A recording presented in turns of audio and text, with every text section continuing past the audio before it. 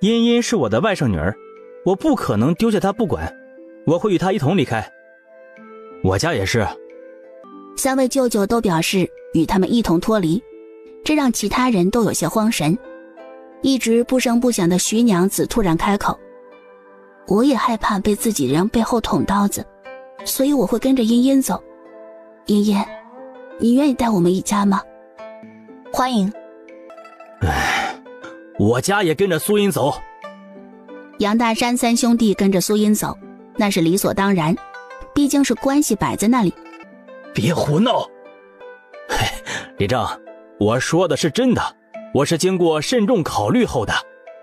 他不相信大壮一家能彻底改变，他也不想将自己的命交到他们手中，所以他想赌一把。我们不跟着苏茵走。娘，你在胡说什么啊？娘，你别瞎掺和。他们愿意离开，他们自己走就行了，咱们家绝对不会跟着走。你是不是傻呀？他们人这么少，遇到点什么事儿压根儿就应付不了。路上那些穷凶极恶的人更喜欢打劫他们这样的。咱们要是跟着他们走啊，能有什么好下场？反正我不管，要走你们夫妻俩自个儿走。爹，张老汉没有吭声，沉默的态度已经说明了问题。你们呢？我们跟着亲家公走。如此一来，愿意跟随着苏茵家离开的人有6家。杨立正还想挽留，却被苏茵摇头拒绝。三外祖，我已经想得很清楚了。杨立正依旧不放弃。我们先下山，到官道上，你们若是改变主意都可以。苏茵点头。许道水原本是该高兴的，但队伍里的气氛很压抑。以苏茵为首的7家人很自然地走在一起，走在最前面。牌子弄好了没？好了。你倒是心善的，还特意做块牌子提醒后面的人。心善吗？或许有吧，也或许夹带着私心吧。直到将前山村人远远甩在身后，苏茵与杨礼正以及其他族老村民道别。三外祖，后续的路无法与你一道走。苏丫头，你真的考虑好了？我已经考虑清楚了，还是要分开为好。是我们拖累了你呀。你说的是哪里话？后面的路很长，如果遇到什么难处，记得回来找我们便是啊。苏茵不放心，提醒一声。三外祖，以后一定要看住大壮一家，另外尽早离开，与前山村拉开距离。前山村的李正阴险狡诈，保不齐会有人着了他的道。好，我记着。杨礼正是非常不舍得苏茵离开，但他也能感受到他的决绝。他也想一走了之，但是他是李正，不能这么做。既然担了这个名头，就得做好分内事。他们走得很快，转眼功夫便与杏花村拉开一段距离。哎呀，好端端的就散了。是啊，好端端的就这么散了。我觉得呀，就不应该留下大壮一家。 7个族老都发话，能有什么办法？大壮一家明显能感受到周遭的邻居们对他们的嫌弃。大家伙把劲儿往一股绳拧，路就能走远，才有希望在这个世道活下去。下次再出现这种事，无论谁来求情都无用。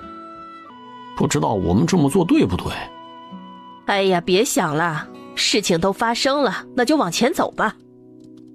前面有一个村落，我们今晚就到那边去休息。一听到可以休息，无论是老人还是孩子都松了一口气。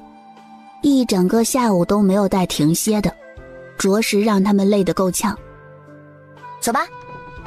靠近村落，他们就发现前面几家屋子保存相对较好的都被人占据了。占据此地的人不是别人，而是斯文书生那伙人。对面也注意到了苏音一行人。我们到后面去，大伙儿就别分开住了，今晚就在这儿将就一下。所有人都没有意见。少主，他们好像只有那么几人。挺有意思的。一个小姑娘这么果决，这么大胆，少见。少主，你之前说好玩的游戏，该不会是这个吧？斯文书生不置可否。村尾破落屋子里，7家人各自分工。苏音、杨屠夫、周有才3人出门捡柴。哎，我闻到了烤肉香。杨叔，你这是饿了。哎呀，真的有烤肉香。的确是有烤肉香，那应该是村头住着那些人在烤肉。哎呀，这几日口渴的厉害，很久没吃过肉了。哎呀，我也想要吃烤肉啊，兔肉最好吃。突然，苏音跟前窜出一只兔子，他眸光大亮，还没等到他出手，就见着那兔子一个往前冲，直接撞击在树干上，就那么直挺挺地倒下。这一幕把周有才和杨屠夫看傻眼了。肉来了，肉有点少，弄烧烤都是浪费调料。在他们微张的嘴巴还没收起来时，一只接着一只兔子跳出来，就像是无头苍蝇一样，不是撞树干，就是被同伴给撞的，让苏音3人捡了一个现成。哎呀，今晚可以加餐了。这一窝兔子好笨呐。嘿嘿，笨兔爹笨兔妈，生下来的孩子也都笨。嘿嘿。既然有兔肉，那今晚就烙面饼吃。有了之前的经验，不需要苏音开口，几个表哥都过来帮忙。腌制差不多，苏音开始烤兔肉。你们有没有闻到什么香味儿啊？其他人跟着嗅了嗅，纷纷表示闻到了香味儿。一定是村委那伙人做了什么吃食。少主，你去哪儿？斯文书生没有回应，朝着村委走去。越靠近，那香味越浓郁，勾得人食欲大盛。方便吗？苏音想到对方的身份不简单，点点头。他更想知道这人来他们这里有什么目的。要来点吗？可以。斯文书生先闻了闻，香味很独特，放在嘴里尝了一口，味道更不错。那个，请问你有什么事儿吗？啊，姑娘这手艺不错，我家人脾胃不好，没什么胃口，闻到你的香味儿，倒是有了些许食欲，想从姑娘这里购买一些肉串，不知道姑娘可方便？家里人等于自己，苏音懂这个套路。可以是可以，不过我这个是独家秘制配方的烤肉，价格有点贵啊。够吗？苏音笑眯眯地拿过银子。那这一批和下一批都是你的。公子，还没请教你贵姓？姓南，名景之。南？东南西北的南。好特别的姓啊，公子这名更好听。我叫苏音。苏姑娘的名字也好听。手中的烤肉烤好，苏音递给对方，把肉夹在烙饼里吃，味道会更好。南景之吃了一个面饼，还想着来第二个试，一张面饼已经递到他面前，眸子望向那张噙着明媚笑容的脸，眸光微凝，淡淡的挪开眼。这2张面饼是送你的，不收钱。南景之笑着接过，一口气吃了20多串烤肉，3张面饼，吃得很饱。南景之起身告辞，苏音没有挽留。你们应该也看出来了，豫州逃难来的脚程快的都已经与我们相遇，所以我想要整合一下几家人的资源，加快我们前行的速度。你有什么想法？你说，我们都听着。 7家人3个牲口，其实我们完全可以挪出半辆车子的位置安置孩子，规制的物品我们也可以细分。这样做的好处是，在遇到危险时，我们可以将不怎么重要的板车挡在最前面，将重要的粮食水放在最中心。如此一来，即便是有人冲过我们，这一时间也拿不到核心的东西。我觉得可以。我也没有意见。这个法子可行，就是规制物品。我们不能将一类东西全部放在一辆车上，万一那一辆车出了什么意外，那就危险了。苏音认同的点头。大家还有什么想法都可以说，但凡是能帮助到队伍的都可以，即便不确定也都可以说一说。苏音鼓励所有人畅所欲言。就这样聊了半个时辰才算结束。深夜时分，所有人都进入了梦乡，只有几个守夜的男人们坐在院子，有一搭没一搭地聊着天。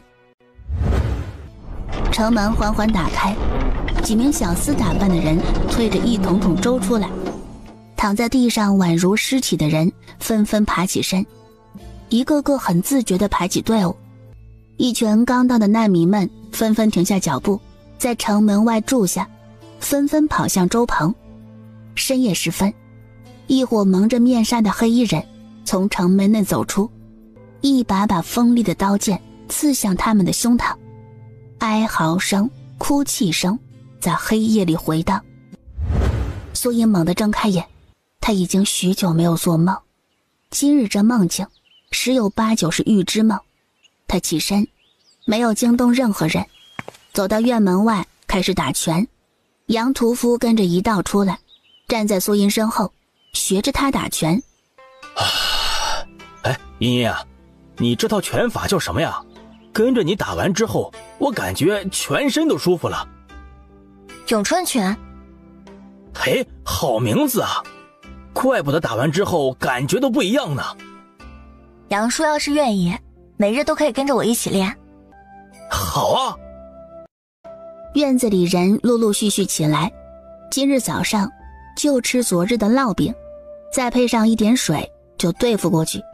整理好后，37人的队伍迎着晨光出发。他们刚一动身，正好碰到了村头南景之一伙人也启程。走了一段路后，南景之看了眼后方，本以为看不到他们的人，今日万万没想到，他们这伙人居然能跟上他们的脚程，很难得啊。胖爷，再往前走便是惠安府，对吗？对。你是准备在惠安府与我们分开？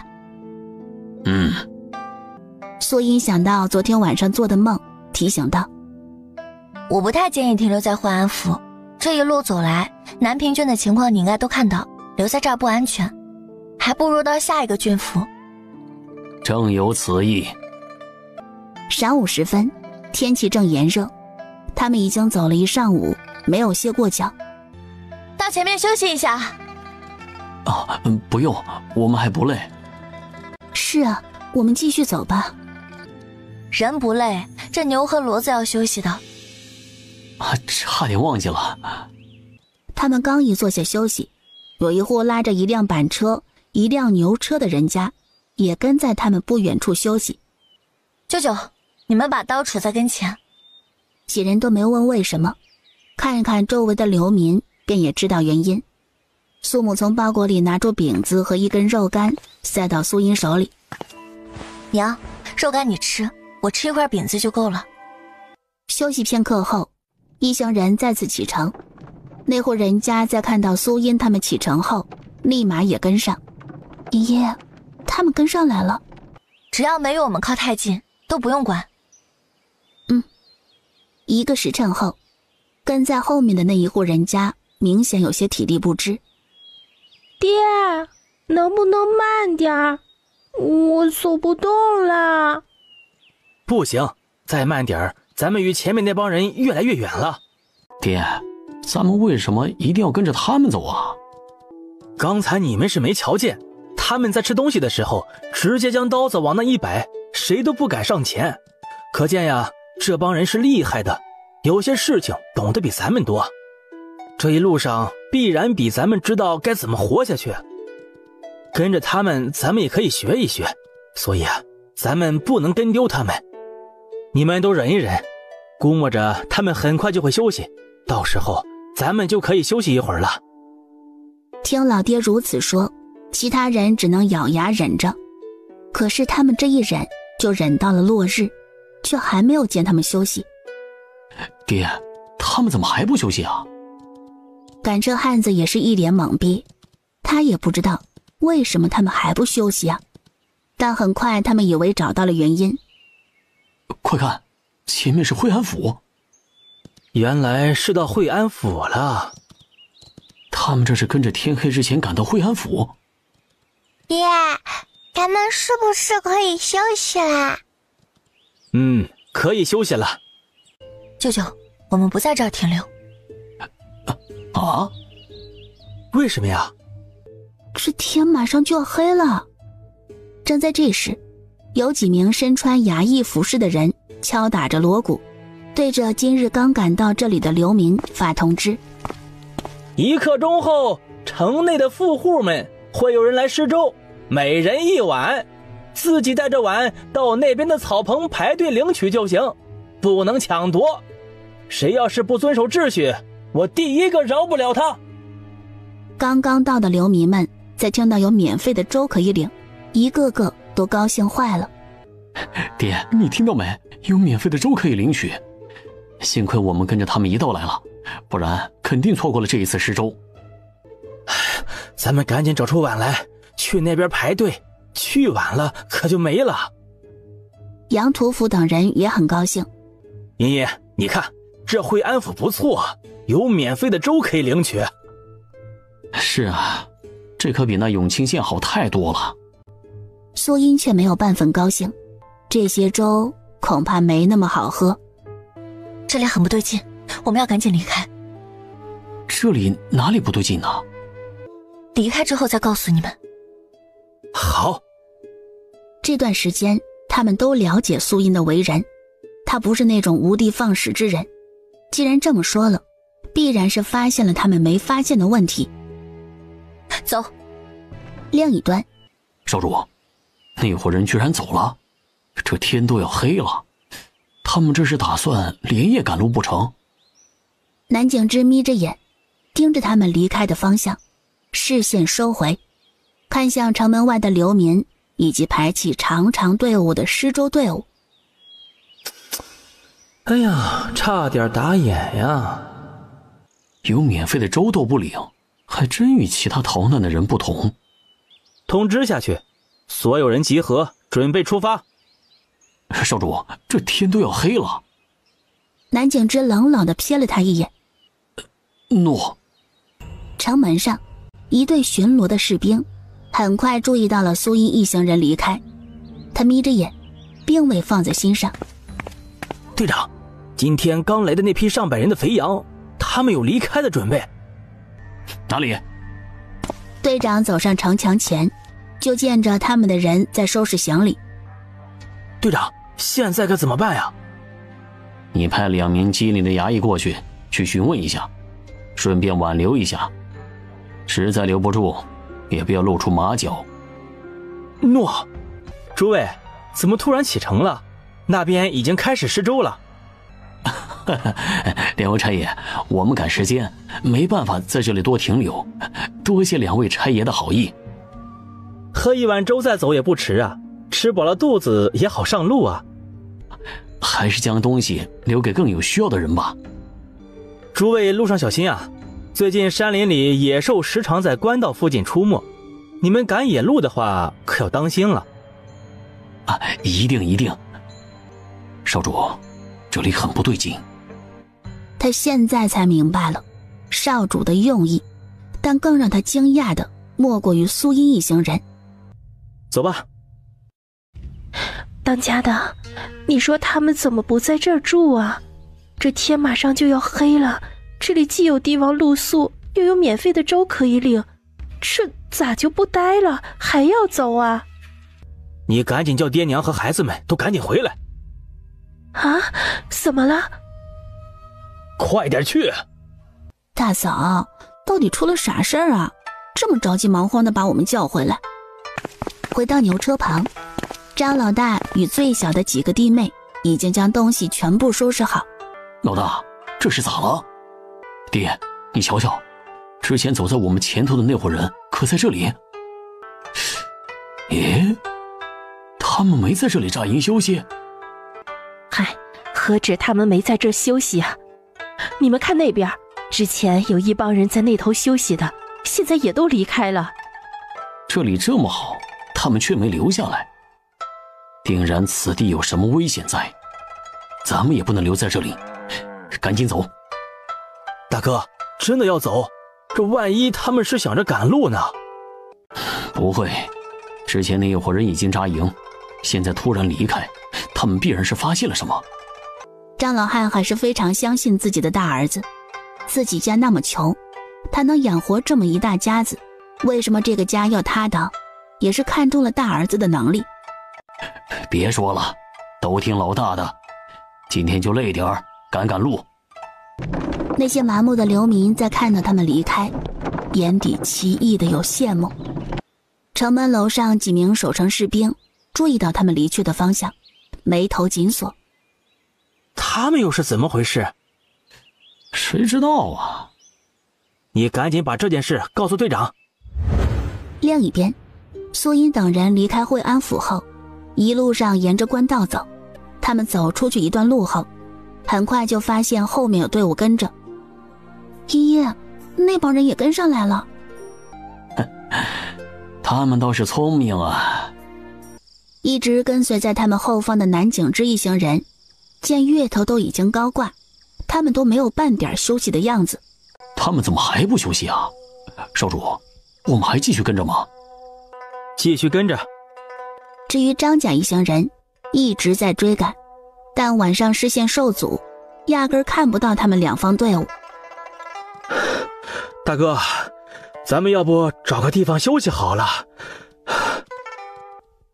不行，我们必须要赶上他们。从惠安府出来，他们已经远远将惠安府甩在身后，可那两伙人都没有停歇，可见他们走得还不够远，不足以让他们觉得安全，所以他们必须跟上。今晚就住在这儿。大舅，今晚点2个火堆，一个点在下方，另一个就在营地中心。好。南景之一行人见他们停下后，纷纷也停下脚步，开始整理出晚上休息的地方。苏丫头，他们这是跟着咱们了。你觉得是好事还是不好的事？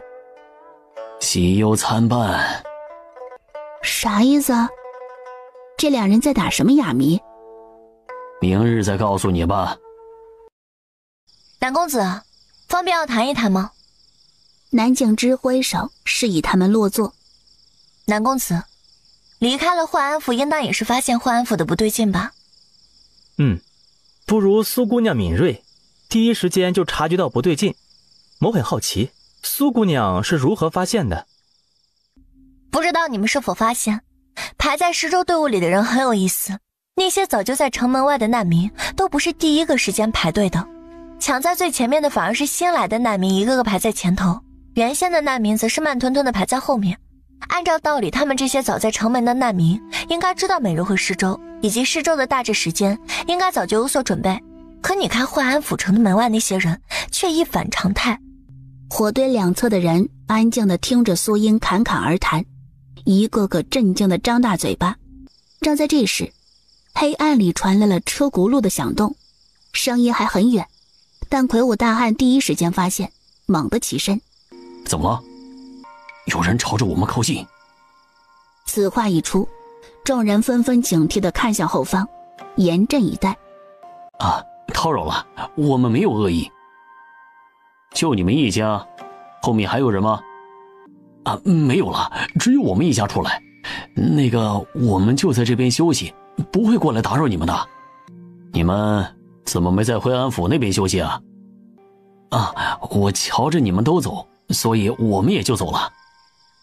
这个回答让人很意外。你们都不敢在那边停留，想来那边一定有危险。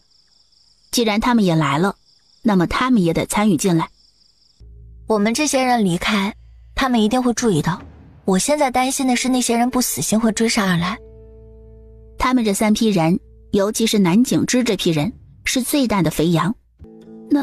那我们现在该怎么办啊？姑娘，你是聪明人，你说我们该怎么做？我们要不要躲起来啊？我说的是一种可能，或许那些人并不会追来。以苏音的判断，这种可能性很小。南公子，你说我们该如何应对？将力量集合，统一对外。第一，他们过来时必然是骑马追逐，在距离营地外500米处设置陷阱。第二，队伍中的老人孩子，为避免他们受到伤害，将他们转移到树林中。第三，将部分重要的东西一并挪移到树林内。你有什么想法？苏音没说，而是看向其他人。你们有什么想法或者想要补充的地方？每个人都将自己的想法和疑惑说出。南景之逐一回答，慢慢的，计划越来越成熟，将该考虑的都考虑进去。事不宜迟，行动起来！苏音一行人回到自己的地方后，苏宝珠忍不住感叹一声：我可算明白什么叫喜忧参半。喜的是人多力量大，南景之那伙人战斗力高，面对穷凶极恶之人，他们有更大的胜算，以减少他们的压力。忧的是，倘若他们没有跟来，那伙人还不一定会追他们。在他们热火朝天的准备时，紧闭的城门打开，一行穿着便服，戴着面罩，20人一小股马队，直接穿过两侧的难民窝棚，朝着远处疾行。20人的骑行小队后方冒出一群身着兵卒服饰的人，每个人提着刀，朝着新到的难民而去。这些人肆无忌惮地将他们身上的包袱全部翻出，丝毫不担心有人会醒来。偶尔没喝粥或者喝粥少的人，被惊醒后还没有出生之前便被对方砍下头颅，无论大小，无一例外。这群老鼠逃得还真够远的哎！哼，逃得再远也无济于事。加快速度，追上他们！树林里，苏音蹲在一旁，时不时拍打着手臂腿上的蚊虫。防蚊虫的药膏。若是别的东西，苏音还会客气一下，但是防蚊虫的药膏，她是真的很需要。谢谢啊。没了蚊虫的烦恼，苏音注意力能集中不少。守在官道两侧的南武耳朵动了动，嘴里吹起了蟋蟀的声响。所有人心头一凛，神经变得紧绷。火光越来越近，伴随着马蹄声，这些人丝毫不减速，直接朝着这边冲来，完全不担心会惊醒他们。嚣张的姿态足见难民在他们的眼中比那围栏里的羔羊还容易屠宰。趴在官道两侧，手中拿着绳索的人屏住呼吸，目光紧紧盯着疾驰而来的马队。当马匹冲过来时，两边的人同时拉动绳索，冲在最前端的马儿受到了冲击和惊吓，马儿失控，人重重地被马儿甩下，后方的人紧急刹停，刚一停下，一支支箭雨破空而出，发出咻咻咻声响。他妈的，杀了这些狗娘养的！第二波准备。随着他令下，埋伏在两侧的人将早就准备好的石头朝着马背上的人投掷。双方打配合，一个负责干扰，一个负责放冷箭，能射倒一个是一个。今夜的时间似乎变得格外漫长，外面的喊打喊杀声渐渐变小，到最后逐渐归于平静。他们都死了吗？应该是的吧。就在这时，急促的脚步声朝着他们逼近，月光下一道身影走近，众人在看到是杨大山，一个个迫不及待地询问：怎么样了？我们是不是赢了？我们赢了。真的？千真万确，咱们可以不用躲了。太好了！我们胜利了！之前跟着苏音搜罗过尸体的杨屠夫与杨大河两人，这一次都不用他开口，两人屁颠屁颠的去搜身。南武的人很诧异，跟着一道搜身，倒是张家人没有动。苏音与南景之两人蹲在为首的首领尸体旁。这些佩刀都是兵部制式，鞋子也是兵部专用，这些人是惠安府城的兵卒没错了。云州三地大乱，没想到梅州的官场已经糜烂到这等地步。南景之声音低沉，透着一股浓浓的失望。南公子，大雍朝建朝多久了？还有2年，便是300年。300年，是到时候了。何意？没事儿，就是感叹咱们大雍朝已经过去了这么久。南景之知晓他不是这个意思，既然对方不愿意多说，他便也不再追问。南武、杨屠夫等人将20人搜了一个底朝天，将所有的值钱的东西全部放在火堆旁。今日诛灭这些人，三方都有出力，这些东西的归属就按照三方各自出力多少分配。诸位可有异议？我没问题。张家人还处在梦里，整个人都是懵懵的。我们也没问题。既然都没问题，那么就先来整理一下这次所有的收获。马有20匹，佩刀20，短刃5把，银子总共是63两5钱。南公子，这20把刀具都是有标识的，我们两方是无法用，不知道你这边是否可以处理？这20把刀就给我们。苏音点头，开始细分三方功劳占比。按照比例，南公子这一方占比6%，我这方占比3%，张家占比1%。这个比例分配不知你们意下如何？若是有问题可以提出来，咱们可以商量。我们没有意见。这个比例不对。其他人皆是一愣。南公子，你是想要如何分配比例？张家1/10我没意见，你3%不行，太少了。这次若非你离开引起我注意，恐怕我们会栽在那里，所以你理应有1半的功劳。我这边只需要4%，其余的归你。那就多谢南公子的慷慨，5%，我就收下了。张家父子两人胸口处揣着57两多银子，手中还牵着马匹。两人回到自家营地时，脚下都还是飘着的，有一种不真切的感觉。怎样了？我们分到了100多两银子。什么？100多两银子？爹，在哪儿呢？给我瞧瞧。这就是银票啊！看看就行了，别动。爹，这银票值多少呀？肯定是100两啊。不是，这是一张价值50面额的银票。那另外50两呢？那个就是了。爹，这个马儿归我们了。对，你们要记住了，今日咱们能平安无事，能拿到这么多银钱，多亏了2个人。第一个便是你们的大哥，若不是他坚持，恐怕我们就死在惠安府城门外了。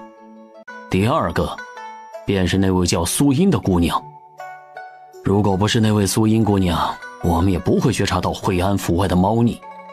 之前在制定作战时，人家也都为我们考虑，没有因为我们人少便欺负我们。那姑娘宅心仁厚，咱也不能做忘恩负义的人。所以我告诉你们，以后但凡他们有什么需要我们帮忙的，你们可不能推三阻四。我张家人绝对不做那样的人，谁要是敢那么做，就别怪我不留情面。爹，你放心，我们绝对不会那么做的。下面的弟弟，谁要是敢那么做，我也不会放过。张家几个儿子与儿媳纷纷表态，表示不会。现在很晚了，大家伙都休息吧。明早苏姑娘那一行人出发，咱们也必须出发。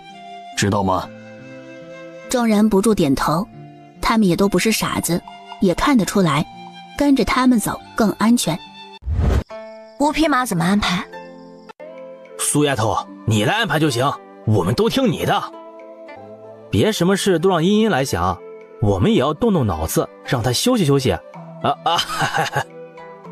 还是大河心疼外甥女儿啊！今日分到这500两银子，说实在话，功劳最大应属于茵茵。这500两里，她占据一半，你们觉得呢？我没意见。杨屠夫也表示没意见。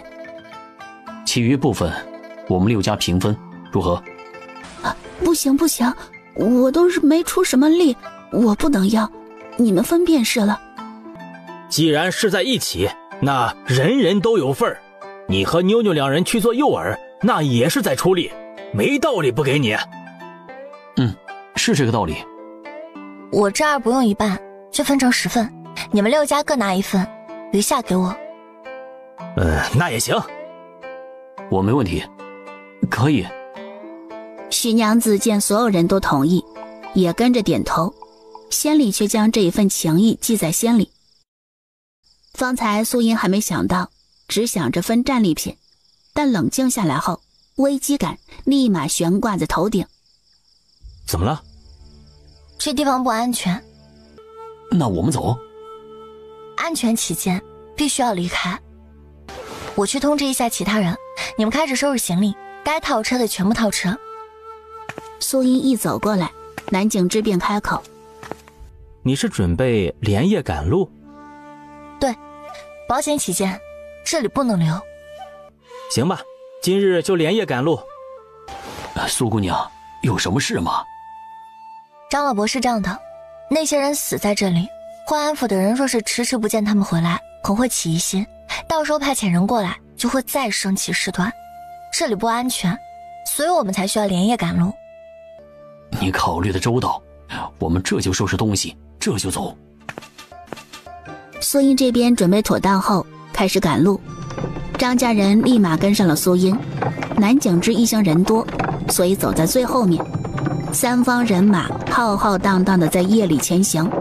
这一夜，他们从黑夜走到天光蒙蒙亮，走到阳光洒满大地。少主，苏姑娘怎么还没喊停啊？我们都已经出了惠安府了，惠安府的人应该不会追来了。这里不适合扎营，他应该在找扎营的地方。不得不说，南景之很懂苏音，或者说2个人在某个方面相似。茵茵啊，什么时候休息啊？周围的人听见都竖起了耳朵。前方若是有开阔的地方，便在那边休息；若没有，便选一块相对遮隐的地方休息。众人得了消息，立马打起精神。哇，那片草地上的草好嫩呀，这些牲口有口福了。这里居然有这么一片草，你们说那里会不会有水啊？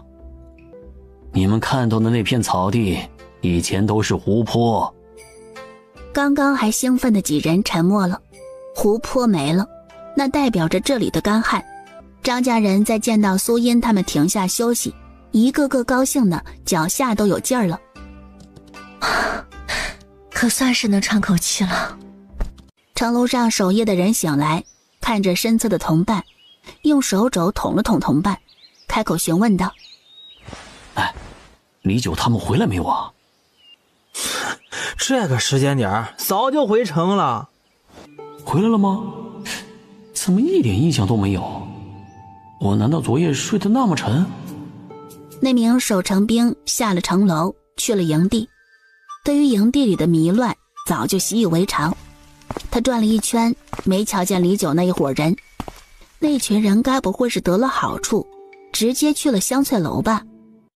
他朝着后方的茅房走，路过马厩，看着只拴着几匹马的马厩，脑子顿时清醒过来，意识到了不对劲。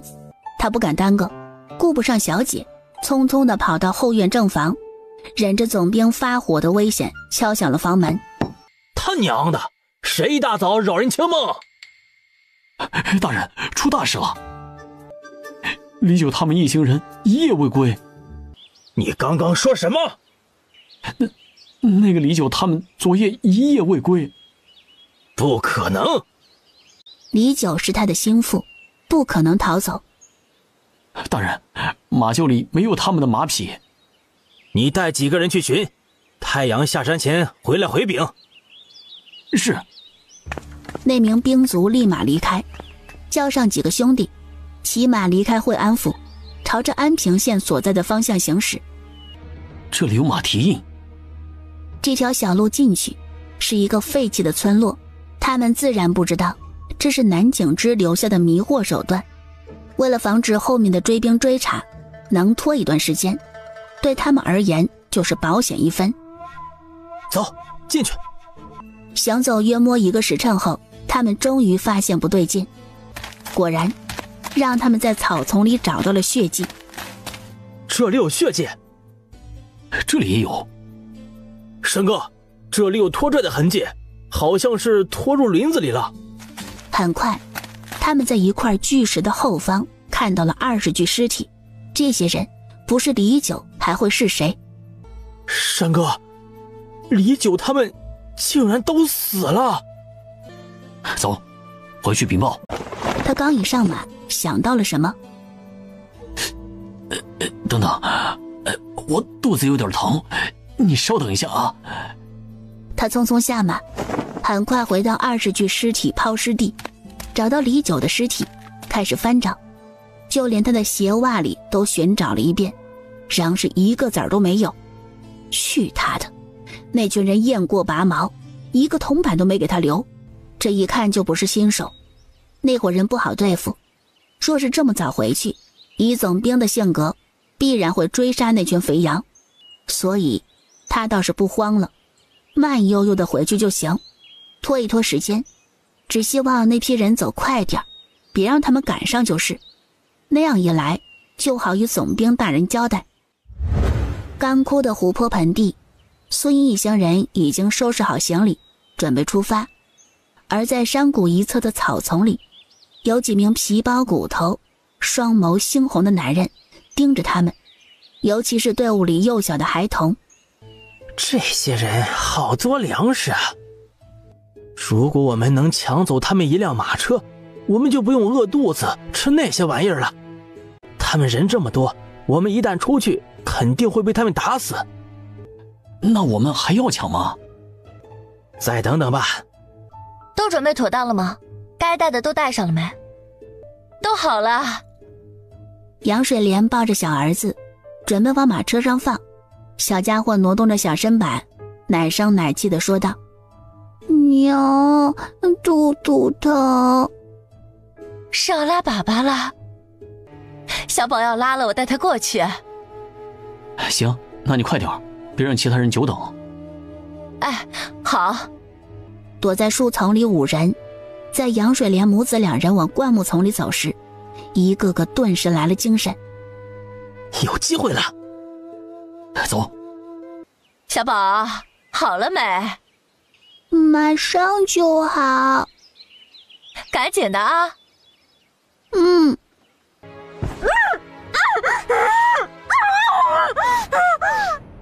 迅速捆绑住他的双腿与双手，将他扛在肩头，快速往林子深处跑。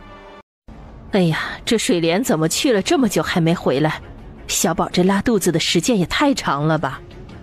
有才，你过去看看。好的，爹。周有才往灌木丛后方走，往前走了10几步，没瞧见杨水莲母子2人。水莲，水莲，水莲！他面色大变，转身朝着官道走。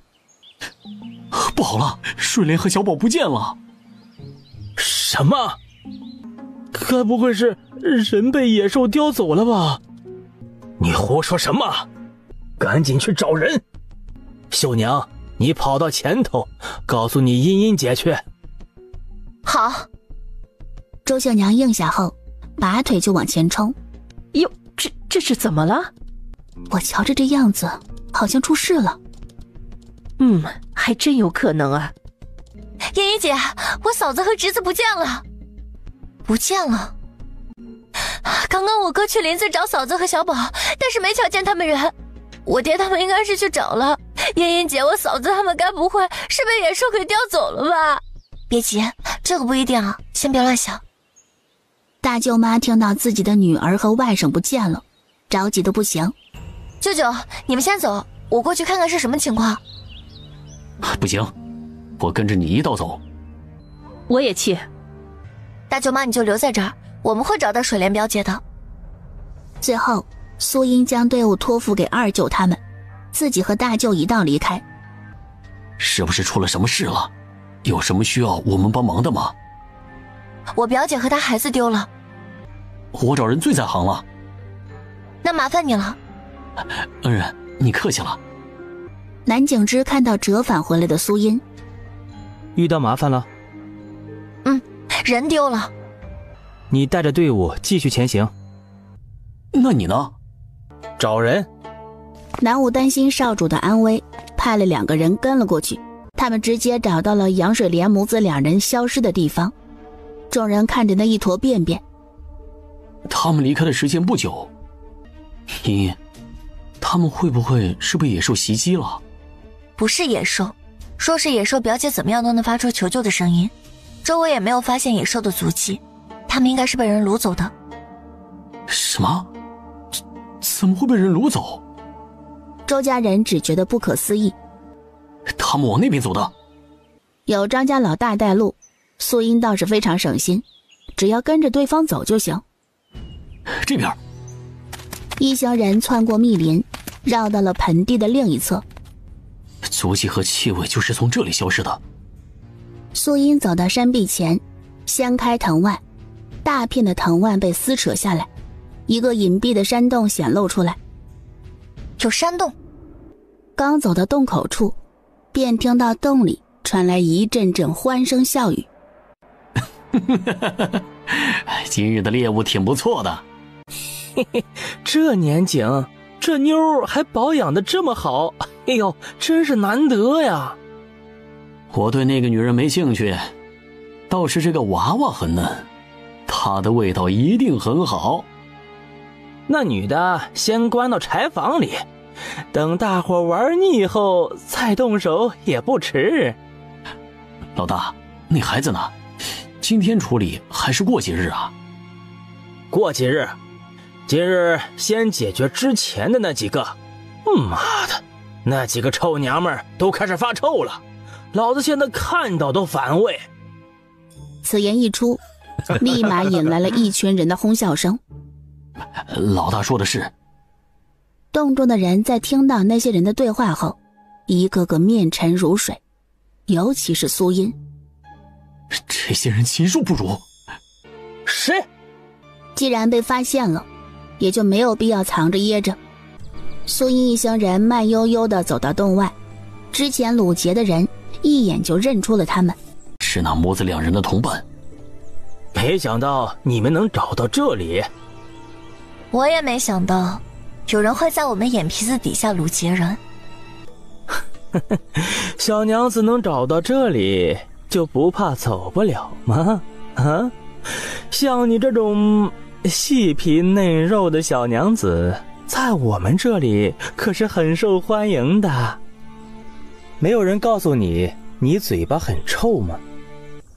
老大，别和他们废话，杀了他们便是。哎，打打杀杀都不吉利啊，要和气生财。你们要找的人是在我这里，你们若是想要带走他们，只需要付100两就行，或者留下你们1车的粮食。没有第3种选择吗？没有。不，有第3种选择。话音刚一落下，他人直接冲过去，一记飞毛腿，直接将人踢飞出去。其他人反应过来后，一拥而上。大侠饶命！命令所有人都住手！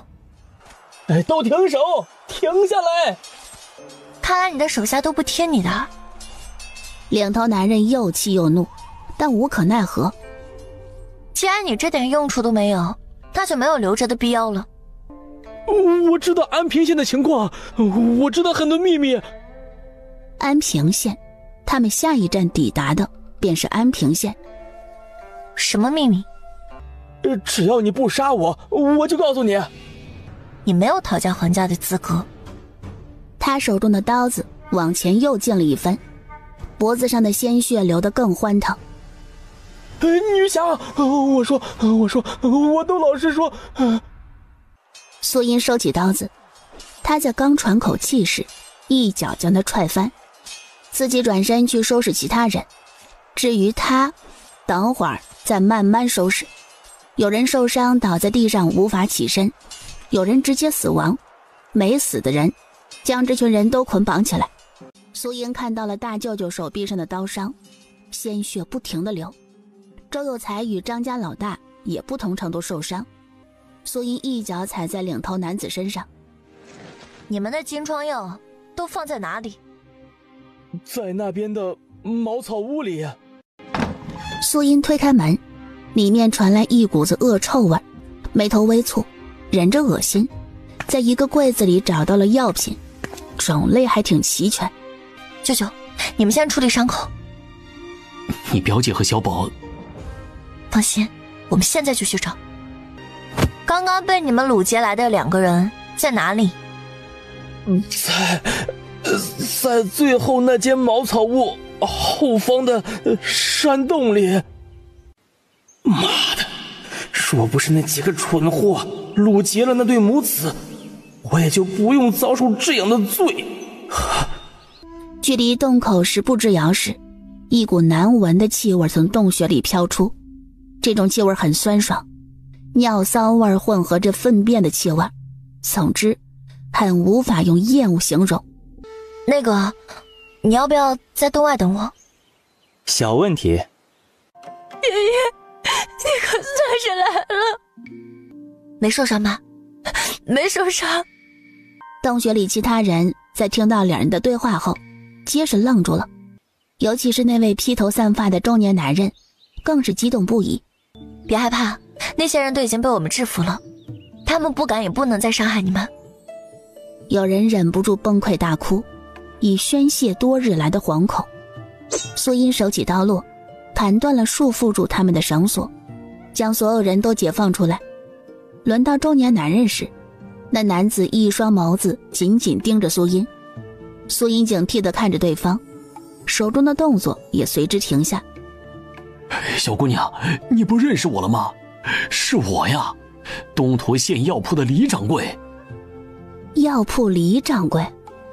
原来是李掌柜的。对，是我。苏音立马将他的绳索解开，缩在李掌柜身后的女人和一个5岁的男童露出来。这是我的妻子和儿子。苏音看着他的妻儿，虽然也很狼狈，但比李掌柜好太多，尤其是他的妻子，与洞穴里另外几名女子相比，简直是一个天上一个地下的区别。这里不是说话的地方，咱们先出去。好。好久没闻到这么好闻的空气了。突然，一名瓜子脸清瘦的女子跪在苏音面前，冲着她不住磕头。你快起来！求女侠替天行道，杀了这群恶魔，他们这些人不是人。求侠女杀了他们，这群人杀了我儿子，他们还将我儿子给煮了。我的相公、公婆、小叔子都被他们杀了，我的孩子。他们说的都没错，这些人不能称为人。若非我会医术，他们早就对我的妻儿下手了。被擒住这些匪徒一声都不敢吭，一个个低着头，不敢看苏音等人，就怕成第一个刀下亡魂。求女侠杀了这群畜生！想要报仇，自己动手。4名女子看着面前明晃晃的刀子，都愣住了。他们已经无法动弹，对你们也无法造成伤害，想要杀他们轻而易举，想要为你们家人报仇，自己动手吧。清瘦女子第一个反应过来，拿起刀，一步步走向其中一名匪徒。别杀我呀！我都是听大当家的行事，要怪就怪大当家的，我也不想这么干的，是他们逼着我干的。别杀我呀！求求你别杀我！我以后一定不做了，一定不做了。然而，无论这名匪徒如何求饶，清瘦女子仿若未闻。畜生，还我儿命来！那名匪徒身上足足被插了数十刀，身躯变得成了血窟窿。清瘦女子站起身，抹掉脸上的鲜血，将刀子丢给另外一名女子。不要杀我！我错了，我真的知道错了，不要杀我！女子没有理会，满含恨意的眸子死死盯着那人。你该死！女子一刀直接刺中匪徒的心口处，拔出刀子后，她再次刺入，一刀接着一刀，直接将自己心底里的恨意发泄出来，直到自己的双手再也握不住刀，整个人瘫软地跌坐在地上，眼中的泪水奔涌而出。爹娘，相公，我给你们报仇了。4名女子一个人解决完一名匪徒后，似乎用尽了全身的力气，整个人瘫软地跌坐在地上，有人哭，有人笑。苏烟没有打扰他们，让他们自我调节发泄。剩下的人怎么解决？杀了。女侠，你说过要留下我的。苏音对大舅舅说。他留下。他妈的，他是我们所有人之中最恶毒的人，是他提议吃的，是他策划劫持人的，他凭什么能活着？我的妻儿也是被他逼着死了，这样的恶人凭什么能继续苟活着？这不公平，要死大家一起死。哼，你很不得人心啊。匪徒头头也不甘示弱。我他妈比你们有种，你们几个为了活命将自己媳妇儿和孩子推出来送死，我可没你们这么无耻，你们现在下去见他们也是应该的。从他们狗咬狗的爆出的内容，让所有人都震惊了，觉得这群人没人性，什么事情都能干得出来。如今看来，还是小瞧了这群畜生的下限。这些人就算死个几百次都不过分。苏音看向杨大山几人，尤其是落在张家老大身上。能搞定吗？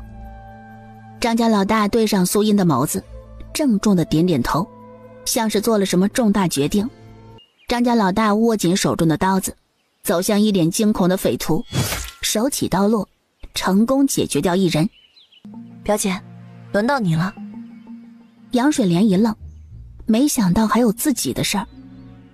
那里还剩下的，你解决一个。杨水莲有些不敢。表姐，你看看他们，现在这世道女子也要狠，也要学会用武器保护自己。若是以后遇到什么麻烦，也可自己去想办法解决，依靠别人是靠不住的，只有靠自己才是最牢靠的。杨水莲看着那4名女子，再看看那些匪徒，若不是跟随着表妹，若表妹没那个本事找到自己，那么自己的下场与那几个女子一样。一想到那种下场，杨水莲握紧手中的刀子，走向其中一名匪徒，快狠准地刺穿他的心口处。这一次不需要苏音开口，李掌柜从杨水莲手中接过长刀，又从地上捡起一把，塞到妻子的手中。他们作恶多端，我们杀了他们是在替天行道。若将这些人留着，他们会祸害更多的人。我早就想杀了这群畜生。现在留在这里的人只剩下瑟瑟发抖的匪徒头头。说吧。我告诉你们了，你要保证你不能杀我。我说过，你没有谈判的权利。那我不说了，你直接杀了我吧。你放心，不会让你那么容易死的。下一秒，一刀接着一刀，刀刀避开要害。我说了，只求你给我一个痛快。我现在没兴趣了。女侠，我这就说。安平县有一口数百年的老井，这口井里有一口泉水，一直都没有枯竭，即便如今这么干旱，依旧有泉水不断的冒出来。但是安平县令将这口井牢牢的把持住，只有城中的大人和商贾才有资格用。我之所以知晓这件事，是因为我一个玩伴是县令府上的家丁。我之所以出来，也是因为想要去偷水，被人发现后不得已出来做这样的事。我也是被逼成这样，若是能做个好人，我又何须如此做呀？我也想做好人，可是在这个吃人的世道，做好人死得快。我想活，所以我做了恶人。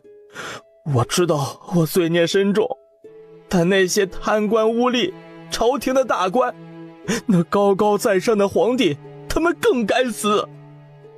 最后那一句话带着对这个世道、对大雍朝无尽的愤怒。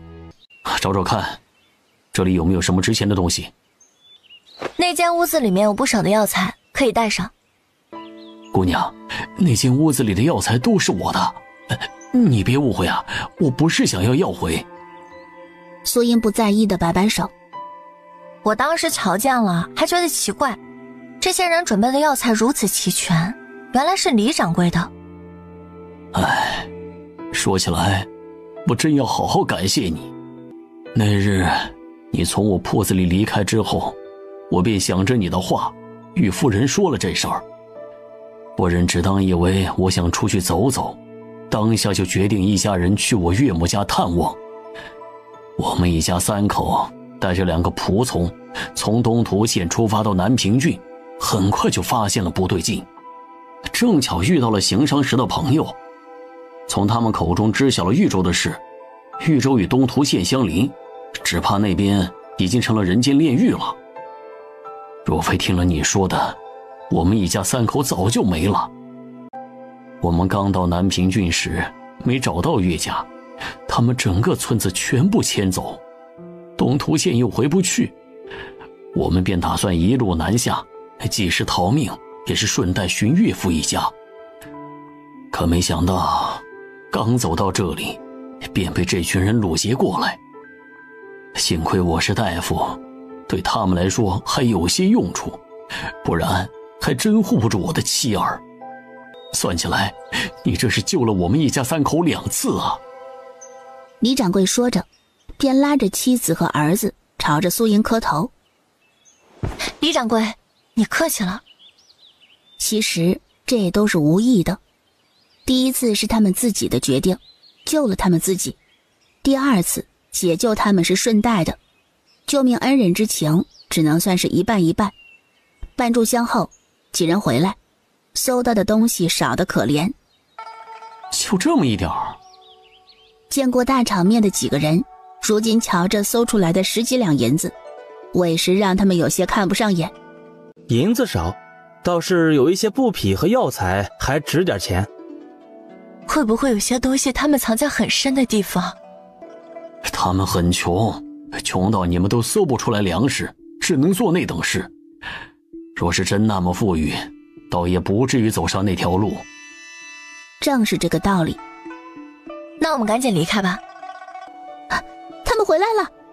众人闻声纷纷转过头看向后方，就见着浩浩荡荡一群人回来。苏英看向几人，我会将你们带到安平县，等到了那边你们可以自行离去，或者现在想要离开的都可以。他不可能带上他们所有人。苏姑娘，我虽然没了家当，但我是大夫，我能治病。若是队伍里有人有个头疼脑热的，我都可以解决。只求你们能庇护我们一段时间，待到我们找到栖身之地，便会离开的。我们不会吃太多的东西。对于李掌柜一家，苏音是想留下他们。第一，他们队伍里确实需要一个大夫；第二，李掌柜走过很多地方，对后面的赶路非常有帮助。这2点都是他们这支队伍里最缺少的。4名女子瞧见了，也跟着祈求：四姑娘，求您也收下我们吧，我们已经没有亲人了，也不知道能去哪里讨生活。4人见苏音没有说话，纷纷下跪，冲着他磕头：求姑娘给我们一条活路。苏音下意识地看向南景之，南景之这货接收到了他的信号，直接屁股一转溜了。我操，好现实的男人。你们也看到了，其实我们也不是什么大富大贵之人，东西也有限。在山谷里我说过一句话，求人不如求己。在抵达安平县前，4位不妨好好想想未来的路你们该怎么走。困难时可以帮一把，但别人帮不了你一辈子。4位好好想想以后的路该怎么走。小姑，给他们4个拿点吃的和喝的。好。4人早就饿得不行，在拿到吃食后狼吞虎咽。慢点吃啊！李掌柜一家3口看着他们吃烙饼和水，忍不住咽了咽口水。苏音拿了3张烙饼和1竹节水，递给他们一家3口。谢谢，谢谢。李掌柜的儿子刚想吃烙饼，姨娘赶忙阻止：先喝口水，润润嗓子再吃。等他们吃完后，队伍启程，李掌柜一家与4名女子跟随在苏音后方。他们会同意咱们留下来吗？有希望会被留下来。现在所有人都难，苏姑娘说的也是现实，食物也好，水也好，都是非常的紧缺。爷爷，他们7个人你准备怎么办啊？将他们收留下来吗？若是你会怎么做？李掌柜一家倒是可以收留。李掌柜是大夫，能治病，现在大火逃荒不久，身体还能扛得住。说是后面在荒郊野外有个什么病痛，也有人治。至于那4位，他们虽然可怜，遭遇令人同情，但是毕竟是4张嘴，粮食也不多，水更是用得紧紧巴巴的。我的意思，等到了安平县后，让他们自谋生路。不错，这分析利弊分析得很好。越是这种时候，头脑越得清醒，不能因为一个好心就将自己拖入了泥潭。娘，你想要说什么？他们4人死里逃生也算是幸运的，可这以后的路只怕是难走，也不知道能否能活得下去。娘，我还以为你想要劝我留下他们呢。你娘是这么拎不清的人吗？这都什么世道了，咱们家又不是什么大富大贵的人家，哪里能养得起那么多的人啊？若是以后遇到你爹和你弟他们，咱们吃饭的嘴可够多了。太阳下山，苏音在官道上寻了一处地方停下。他们一停下来，后面的张家与南景之一行人也都停下。那些零零散散逃难的人见他们都停下休息，也纷纷跟着休息。大家都默契地做着自己的事，没有打扰其他人。云逸，那7个人你打算怎么处理啊？大舅，正好我也有事情要与你们商量。苏音叫来另外6个当家人，坐在一处僻静的地方。他是想让李掌柜一家加入，但也得问问另外几家人的意见。这个李掌柜与我们是同乡，在县城开了一家药铺。我是买药的时候与他认识。李掌柜不仅是会医术，而且他见识广博，去过很多地方，这其中就包括咱们此行要去的南方。我的意思是呢，想要将他一家留下来，一则是为了后续的路做打算，有人认识路，知道情况，会让我们省事很多。二则呢，人总归是要吃五谷杂粮，会生病，尤其是在这逃难的路上。有一位大夫在队伍里，对咱们而言是一种保障，这是我的想法，不知道你们是怎么想的，怎么看的？我赞同，我们队伍里有老有小，有一个大夫在，不至于生病的时候六神无主。李大夫既是大夫，又认识草药，见识又广，这正是我们需要的。对于李掌柜一家人的去处，7家人一致同意他们留下。他们一家3口的吃喝，我们7家人一同承担，你们意下如何？没问题。6人纷纷表态赞同这个方案。苏丫头，那4个女的你打算怎么办呀？你们觉得该怎么处理？杨屠夫想了想，他们的确可怜，但这一路上可怜的人很多，咱们也帮不过来呀。是啊，帮不过来。另外几人沉默着，表示了自己的态度。与你们想法的一致，等明日到了安平县，让他们自谋出路。7个人的去留已经商量好。杨屠夫开口询问，你们说这安平县会不会像其他几个县城一样都紧闭城门呢？这一路走来，这些城门都关着，这些官老爷们不管咱们老百姓的死活，也不知道哪个县城或者府城会让我们进去。现在流动的难民越来越多，只怕那些城池越来越难进。苏英起身去找南景之谈事情。聊2句。南景之拍了拍手中的灰尘，站起身。2人走到僻静的地方。那个土匪头头所说的话，你觉得有几分可信度？一半一半。你对安平县有多少了解？了解不多，只知道安平县令是个胆小怕事的人，政绩平平，为官也平平，整个人很平庸，没有什么出挑的地方。谢了。回到营地，李掌柜终于寻到机会。苏姑娘，有时间方便聊一下吗？李大夫，你找我有什么事情？苏姑娘，我想跟你借点粮食与银钱，你放心，我会赚钱还给你的。你准备要借多少？5两银子，10斤稷米，陈年稷米就好。可以。谢谢你，真的太谢谢你了。回到营地，苏英从包袱里拿出5两的碎银子，又舀了大概10斤的陈年稷米。李掌柜借的，等赚到了银钱会还。苏宝珠这下放心了，她真担心苏英就这么白给对方，那她会心疼死。4名女子见到了，互相对视一眼，有人按耐不住，也找上了苏英。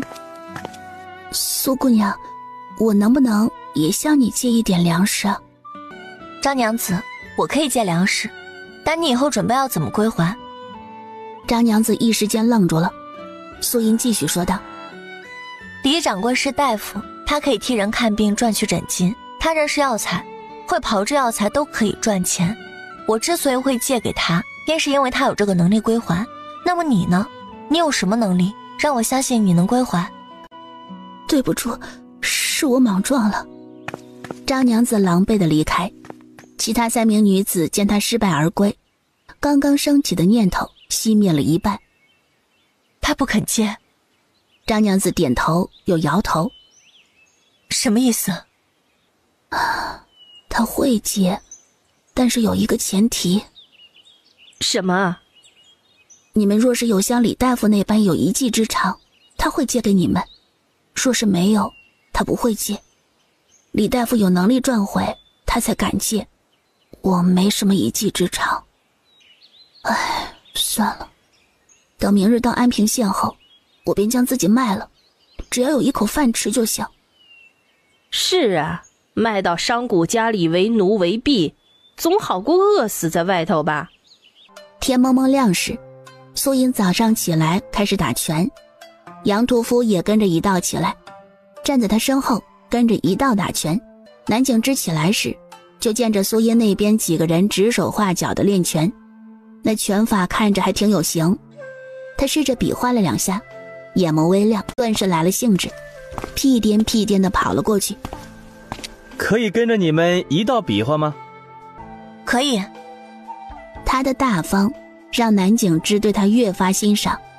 万三爷起来时，瞄了一眼打拳的队伍，胖胖的身子一转，嘴里嘀咕着：“这玩意儿不适合我们这种胖子，我就不去凑热闹喽。”半炷香后，苏银歇下，其他人也跟着停下，各自回去吃早饭，准备赶路。10几里的路程很近，队伍没走多久便看到了安平县。让所有人意外的是，安平县城门是开着的。城门居然是开着的！距离城门口越近，听到的消息越多。安平县有水脉！有人高喊一声，走在路上的难民们在听到这话，一个个都瞪大了眼，眼神里迸射出光芒。娘，你听到了吗？那个人说安平县有水脉。那里有水！零星赶路的难民们不由得加快脚步，朝着城门而去。爷爷，县城里有水脉哎，我们要不要进城买一些啊？不着急。跟随在队伍后方的李掌柜一家人在听到有水脉，脸露欣喜。相公，县城里有水脉，我们到城里买些东西，不然后面的日子不好过啊。先不着急，跟着大部队走。其余4名女子闻言，脸上都带上了一丝笑容。看来这个安平县不错。不知道那些富户手中是否还买人不了？现在想那么多也无用，进了城里就知道了。我倒是不想离开队伍。不走不行，人家都说了，只将我们带到安平县。其他人都叹了一声气。我们的水也不多了，到时候进城里看看那水多少钱，若是价钱还可以，便买一些；若是太贵了，就少买一点儿。爹，忘记告诉你一件事。什么事啊？前头我们杀了一伙匪徒，匪徒的头头说了一个关于安平县的秘密。他说安平县内有一口古井，常年有水，但那个水被县令与富商霸占，不给平头百姓。难道这卖水有什么猫腻？我不知道。哎呀，咱们没那个脑子，等会儿就跟着苏姑娘，看苏姑娘怎么做，咱们就怎么做。她比咱们聪明，肯定知道该相信谁。哦，我也是这个意思。杨大山将缰绳递给儿子，自己跳下牛车，找到苏音。大舅舅。姨，我怎么觉得不对劲呢？之前那个匪徒头头不是说了，安平县内那口古井里的水被县令和商贾们霸占，可现在的情况与那人说的完全不同。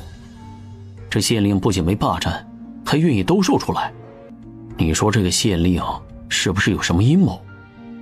会不会是想将我们所有人骗入城之后，然后再将咱们给杀了，好谋夺财物？不确定。现在掌握的信息太少，他也不好妄下判断。大舅舅，我们先停在外面，我去前面打探打探消息。好，我看着队伍，你放心去吧。苏音独自一人往城门口走，南景之与张家老大张炳亮立马追上去。3人一道走到城门口处，守城的兵卒见他们靠近，挥手呵斥道：想要进城，到后面排队去。苏音继续上前，伸手拿出一个陈旧的荷包递给对方。守城兵卒接过荷包，掂了几下，满意的将荷包揣入兜里。官爷，我想问一下，城内的水如何售卖？与你们说一句实话，这水可不便宜，1桶水5两银子。多少？1桶？多大的桶？打井水的木桶便是那1桶。张炳亮被这个价格吓得够呛，5两银子都可以买好些粮食，够他们一家20口人吃上1季了。5两1桶，你便是想买都买不到了。刚刚县令大人已经改价了，改成了8两1桶。8两1桶？你呀，还别嫌贵，就这8两1桶，城内的人都抢着买，还不是每个人都有资格买，必须要城内的百姓才有资格买，3日才有一次购买的资格。那这些人进去买水，岂不是要空手而归？怎么会呢？让城内的百姓转卖给你们不就行了？无非多花点钱而已。张炳亮算是明白了，8两1桶的水，他们都没资格买，想买还得出高价。官爷，这进城的费用是多少？3文。谢谢官爷。3人返回，南景之开口：这件事你怎么看？有点便宜那个土匪头头了。他为什么要骗咱们？很简单，若是我们相信了他的话，自然会对县令的举动存疑，到时候不敢进入城内购买水或者其他物资，也算是小小的报复我们。常言道，人之将死，其言也善，可那位没那么好心。苏姑娘，我能问一下，你是怎么判断的吗？首先，土匪头头这个人明知道活不了，对于杀害他的人，以他的秉性，他未必会这么好心。他说的话可信度只能相信一半甚至更低。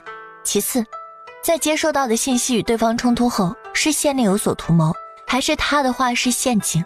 答案就在之前我询问守城兵卒之中。不知你们注意到没有，他们虽然凶悍，但眼神不似会安抚守城的兵丁，盯着难民的眼神犹如盯着猎物。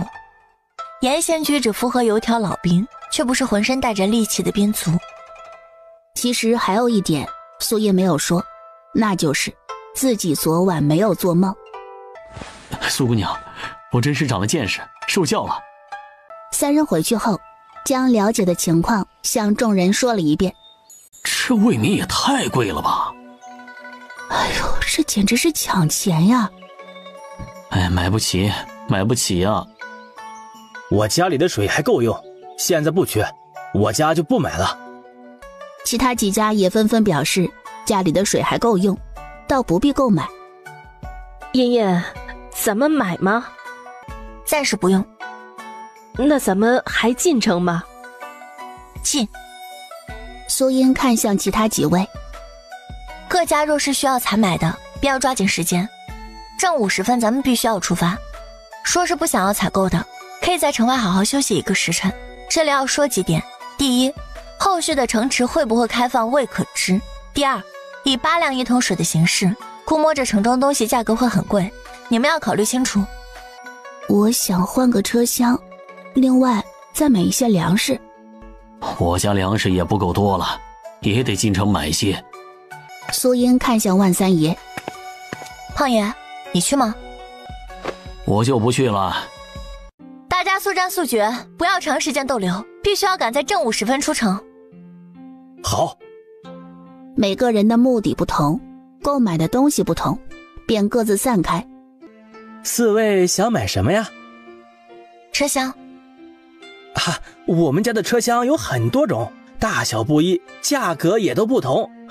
几位想要购买秀气一些的，还是稍微大一点的呀？每种都要介绍一下尺寸以及价格。嘿，好嘞，我们边看边给诸位介绍。伙计热情地拉着4人往里走。这个小一点的车厢呢，售价是200文。这款中等的车厢呢，售价是500文。再比这个稍大一些的，售价是700文。另外，那款是本店最大的车厢，售价是3两银子。这最大的那款车厢呢，无论是做工还是舒适性，都比其他的几款要好。我们要购买4个，可否要便宜一些？哎呀，客官，实在是抱歉，我报给你们的价格已经是最低的了。哎呀，便宜不了。苏姑娘，那我们去别家看看。那诸位请便。兜兜转转一圈后，4人最终还是回来了，各自付了钱，让伙计套好马车，将马匹放在专门看管牲口的地方。交了管理费后，苏茵与另外3人分开。他找到一家杂货铺，开口询问：掌柜的，你们这里可有售卖棉花？棉花？嘿，有，你倒是来巧了。之前有人订了棉花，如今人不在了，那家人不要了，东西在后面，来，随我来。两人到了后院，掌柜打开其中一间厢房。这2袋都是棉花，你若是要的话，我给你便宜一些。多少钱一斤？我给一个最优惠的价格，230文一斤。贵了。姑娘，我这可是上好的细绒棉，可不是那种便宜的粗绒棉，一分价格一分货。不信，你瞧瞧。掌柜，你便宜点，我可以多买一点。如果这2大袋子你都要了，我给220文一斤。这2袋太多，我要不了那么多，我要10斤，就220文一斤。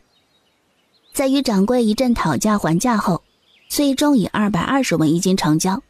回到寄管马车处，将东西放到车厢里。苏宝珠等人随后也赶到，他指挥着伙计：“你将这东西放到那辆马车上就行。”等伙计一走，苏宝珠迫不及待地吐槽：“茵茵，这粮食价格非常好贵啊，贵的我都舍不得买。”多少一斗？薏米已经涨到380文一斗。哎呦，你都不知道，就这价格还是排队抢的。无论买到多少都是好的。我还想着到其他粮铺看看，没想到价格都一样。听说这是安平县的县太爷规定的，外头面的人都说这县太爷是个大大的贪官，不知道捞了多少好处。苏音安静地听着，心里对这个县太爷有了浓厚的兴趣。小姑，你真觉得这县太爷是贪的？那可不嘛，粮食价格定的那般高，若不是我们兜里有钱，还真买不了多少粮食。以后你就明白了。啥？苏宝珠不明所以，他不讲，让他自己去体会，只有切身体会过，才能明白其中的弯弯绕绕。人都到齐了，一行人不敢耽搁，立马出城。出了城后，与大部队会合。小桃花和小杨贵2人围着马车转悠，眼睛闪亮闪亮的。哇哦，我们有马车了，可以坐有棚子的马车了。娘，我们都有马车了，带车棚的。娘，我们的日子是不是越过越好？是，日子越过越好了。大人们听到这话都是会心一笑，细细一想，还真是跟着苏丫头是真跟对了。那可不，我早就看出来了，这苏丫头是个有本事的，跟着她准没错。前几次跟着他出去，兜里都鼓起来了，若是跟着大部队，荷包指定要越来越扁。张家人都收拾妥当，但没走，等着苏音的一行人。等到苏音一行人开始启程时，张家人立马跟上。至于那4名女子，在抵达安平县后，苏音帮他们交了入城的钱，又另给了4人每人半钱银子，让他们有时间替自己好好谋划未来的路。现在路面比较宽平，你来赶一会儿，我去车里缝制点东西。行。苏音钻进车里，从后方拿出棉麻布，准备开始裁剪。茵茵呐，你这是要做礼衣？不是，我另外做一点用的东西。什么东西呀？哦，你莫不是要做个垫子？哎呀，不是的娘，你等会儿就知道了。你这丫头神神秘秘的。苏母瞧着她做出的夜饰带，嘴巴微张。你这丫头用这上好的棉麻布和棉花做这个，这员外家里都没你这么奢侈吧？他用手指轻点苏音的脑门儿，知道女儿的性子，他是拦不住，只能嘴上说说，心里虽肉疼，但也没有阻止。张炳亮赶着车，张老汉坐在一侧，两人瞧着苏音的队伍距离自家越来越远，张老汉忍不住催促道：加快点脚步。行。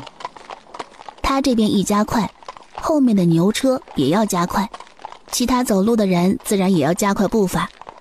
刚开始还行，但随着时间推移，体力的消耗让他们走得越来越力不从心。哎，你去和爹说一声，放慢些脚步。这一路我都是小跑着，再这么下去，我吃不消呀。老二看着妻子满头大汗，咬咬牙赶到前面的马车。爹，能不能慢点啊？咋了？走不动了？速度太快，赶不上了。真是没用。你看看苏姑娘那一行人都能走那么快，你们咋就不行呢？爹，这每家每户都有马车牛车，大人都是轮流走，自然走得快了，我们不行啊。行了行了，我和你老娘下来走，轮到你们上来歇一歇。爹，我不是这个意思啊。不是这个意思就赶紧走，我们可不能与苏姑娘他们拉开太长的距离。张老二苦着一张脸回来，媳妇儿狠狠地瞪了他一眼，没用。媳妇儿，我……张老汉虽那般说，但也明白自己想要追赶上他们，不落人后有点难。他们的条件比自家好太多。慢点吧。好嘞。等会儿我让二弟上来赶车，我下去走走。行。从安平县出来后，一路上疾行30公里，太阳渐渐西沉，这一路上都没停歇。素英看着不远处立着的界碑，上面赫然写着南山郡3个字。素英兜里揣着的地图只有记录了岭西郡和南平郡，后面的便没了。这对于素英而言，两眼一抹黑，啥也不知。胖爷，前头什么情况？这里是属于南山郡的云和县，南山郡的情况与南平郡一样，情况不是很好。我的建议是，南山郡不宜久留，最好以最快的速度赶到锦河郡，穿过锦河郡，便出了梅州，进入林州。到了林州，你们要是往南，可以到林州府城的码头，那里有船只可以下江南，会比你们现在赶路省力许多。苏音默默地将他说的话一一记下，这些都是宝贝的攻略。胖爷，你准备到哪儿？去江南还是？到了林州府城后，我会北上。我在林州府城有些产业，到那边给你报酬。苏音点着头，一想到马上就有3-5万进账，心里就美滋滋的。胖爷，前面有没有什么合适的地方扎营？倒是有一个地方可以扎营，但不知道那边的情况如何。再往前走3-5里路，会有驿站以及附近村民搭建的简陋脚店。行，那我们去那边瞧瞧。继续行驶了约摸4里路，前头出现了几间废弃的脚店和茶棚。在他们扎营时，张家人不停地追赶。这马上就要擦黑了，这还没瞧见苏姑娘一行人呢。张老汉有些心急。爹，咱们还要继续赶路吗？赶。有人瞧见他们这么晚还赶路，免不得心里打鼓。这不，以村为单位的上百号队伍的李正拦下他们。张家人警惕地看着面前拦路的老者。这位老哥，莫要见怪，老朽有一事相问，不知老哥可愿意耽搁些许啊？请问你有何事啊？见诸位行色匆匆，大黑天都不曾休息，往前赶路，是否后面有什么不妥？还望老哥告知，万分感谢。你误会了，我们的队伍在前头，之前路上车轮坏了，耽搁了一些时间，现在我们得赶过去与他们会合。原来如此啊，那打扰了。那位老者让开路，张家人没敢停歇，匆匆赶路。他们离开后不久，南景之一行人也匆匆赶路，两方人马一前一后的趁着夜色赶路，倒叫原地休息的难民们心里犯嘀咕。方才拦下张家的队伍，瞧着南景之的队伍匆匆离开，老者忍不住拦住了最后一辆马车的人。这位小哥，叨扰了，老朽冒昧的询问一下，这天已黑，不适合赶路，为何你们还匆匆而行？可是后方有什么不妥呀？我们有一队人走在前头，我们在县城耽误事了，现在得赶过去与他们会合。老汉，我着急赶路，便不与你多说了。见他着急，老者忙点头，让开了路。等对方一走，老者脸上的笑容一敛，面色沉重。李正，怎么样了？他们的说辞与之前那一家子一样，想来应该都是追赶自家的大部队，应该没什么事。事情没那么简单，一个或许是巧合，两个还是巧合，太不寻常了。爹，难道后面真的出了什么事了？我也不清楚，但是这里不能留了，你通知村里的人都收拾东西，继续往前赶路。好。上家村的人听到是李正的吩咐，一个个都很配合的开始收拾东西。浩浩荡荡的队伍离开，追着前面的队伍走。其他零星的队伍见到前前后后3批人连夜赶路，心里都泛起了嘀咕，这都是第3批赶夜路的了。当家的，是不是后面出了什么事情啊？走，我们也继续赶路。好。随着跟风的人越来越多，原本早就扎营休息的难民们，一个两个都坐不住了，纷纷收拾包袱，连夜赶路。大家走，自己也跟着走，总之跟着大部队走准没错。另外一边，苏宝珠已经将肉和骨头洗干净，就等着苏音这个大厨掌勺。音音，东西都准备好了。来了。连日的赶路，风餐露宿的，再强壮的身体也容易出毛病，补一补身体是很有必要，否则透支身体的本钱，最后苦的是未来的自己。小姑，等里头上了热气，就小火慢慢的炖煮。好。今日的晚餐不仅苏音一家丰盛，其他几家都非常丰盛，原因无他，刚进城采买过，大人们多多少少都会买点好东西给一家人补一补。唯一吃得紧巴巴的便是李大夫一家，5两银子看似很多，其实买起东西来真的不够用。苏音拿了一个碗，舀了一碗野蘑菇的骨头汤送了过去。李大夫看着那骨头汤想拒绝，但现实让他无法拒绝，只能不住的道谢，心中记下他这一份情。喜心，快过来。爹爹，娘亲喝。听着儿子如此懂事，让李大夫夫妻2人既心疼又欣慰。娘不喜欢喝，西西你替娘喝了。爹爹也不喜欢吃，细心替爹爹将爹爹那一份都喝了。可是骨头汤很好喝，爹娘你们真的不喝吗？细心喝啊。好吧。茶棚里所有人都在吃着晚食，好吃的食物让每个人脸上都多了幸福的笑容。尤其是万三爷喝了一碗肉汤，整个人仿佛都在享受。好喝。苏母不得不承认自家女儿的厨艺比自己好。苏音吃着蒸肉，有些怀念从前的日子。官道上有一队以10几户家庭组成的队伍朝着这边走来。李哥，那边有房子。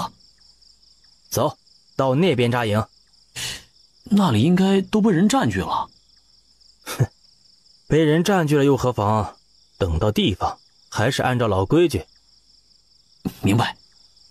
靠近破败的脚店，便瞧见脚店里已经住满了人，一看就是以村落为单位的大队伍。这样的队伍人多，他们不愿意招惹。李哥与身侧的几人对视一眼，没有上前打扰，而是将目光转向其他地方，寻找其他的目标。很快，住在茶棚里的一行人引起了他们的注意。李哥，看那边。李哥，我瞧着他们似乎与这边的人不是一起的。李哥自然也发现了，那是几户人家组成的小队伍。李哥，我们要过去吗？你说呢？在他们朝着这边走来时，苏英就放下了碗筷，拿起了长刀。杨屠夫、杨大山等人也纷纷拿出武器，老人和孩子不用吩咐，很自然地退到后方看守行李。李哥等人注意到了举动，并没有在意。站住！诸位，劳烦你们挪个地方，这里我看中了。你放什么狗屁呢？你看中就得给你啊！你们这么有能耐，怎么不敢去那边叫他们挪地方呀？我更喜欢你们这个地方，麻烦诸位收拾收拾东西，将位置空出来。若我们不让呢？杨大河握紧手中的长刀，杀意已抵眼底。与此同时，住在破败脚店里的那一伙人都听到了外面的动静，不少人闲得无聊，纷纷走出来看热闹。看着场上剑拔弩张的双方，一个个小声议论起来。看来那一伙人要吃亏了。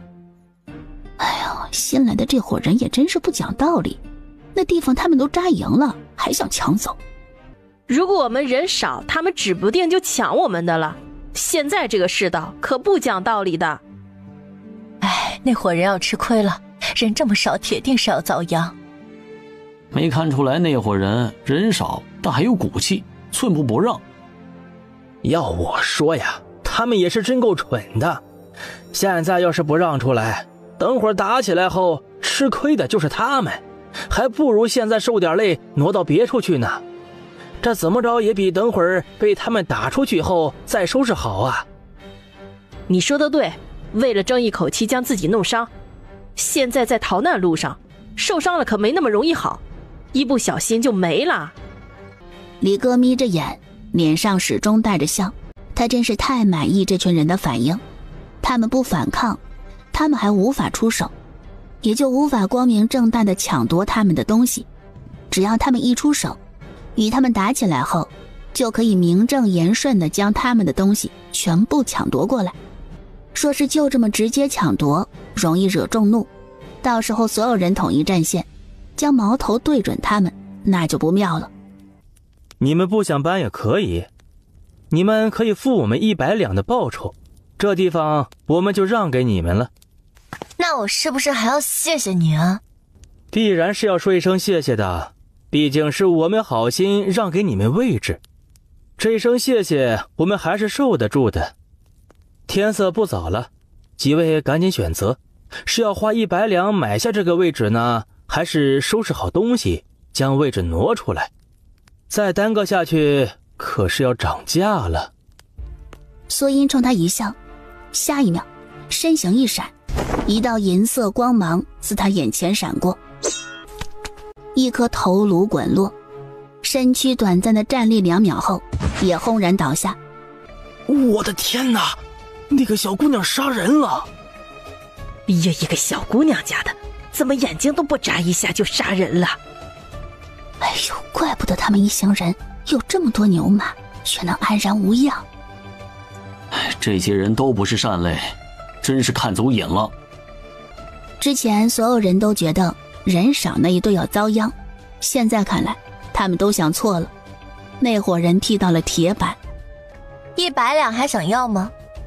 李哥的家人终于醒悟过来，冲着队伍里的人吼道：你们还愣在这里做什么？都上啊！我们有这么多人，难道还怕他们10几个人吗？我哥对你们怎么样？难道你们不应该为他们报仇吗？我们人多，3、4个人对付他们1个人，他们再厉害也没用。正在这时，身后传来动静。哟，这是准备以多欺少？在场的人在瞧见后面浩浩荡荡的队伍，都愣住了。当他们看到那队伍的领头人走到苏音那行人面前后，众人再次惊住，尤其是李哥那行人，心里开始打鼓。我们正好也想体验一下以多欺少的乐趣。那个我们没那个意思，是姓李的那家人的意思。你们要找就找他们吧。